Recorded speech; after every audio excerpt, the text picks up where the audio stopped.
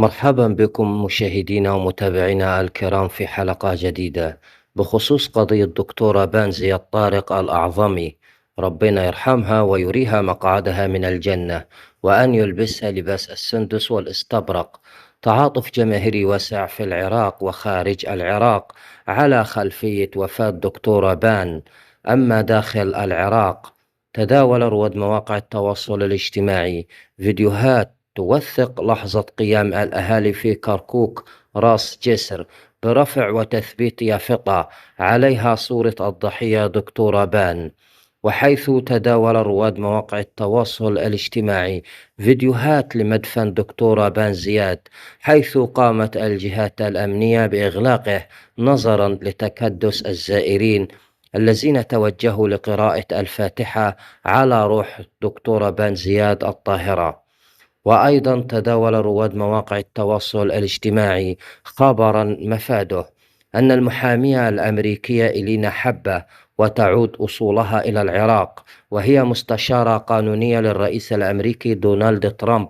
وفي ديسمبر العام 2024 عين ترامب إلينا مستشارة له، ودخلت على خط ملف الدكتورة بان زياد، وقررت تحويل القضية لقضية دولية من أجل اكتشاف الحقيقة وتحديد المسؤوليات وما سيتبع ذلك من إجراءات ستمس المتورطين في الموضوع.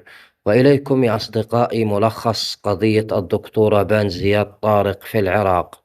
الاسم: الدكتورة بان زياد طارق. المهنة: طبيبة نفسية. المكان: مدينة البصرة العراق. الحدث: في الرابع من شهر آب أغسطس لعام 2025 عثر على الدكتورة بان متوفاة في منزلها. ملابسات القضية والتحقيقات: في البداية ادعت عائلتها أنها أنهت قصتها بنفسها بسبب مشاكل نفسية وأسرية، لكن التقرير الطبي الأولي كشف عن وجود آثار خنق وجروح عميقة على يديها، مما جعل الأطباء يرفضون فرضية الإنهاء ويثيرون الشكوك حول وقوع جريمة قتل. أشعلت القضية الرأي العام في العراق، وظهرت تساؤلات حول طبيعة الوفاة. هل هي وضعت حد لنفسها أم جريمة قتل؟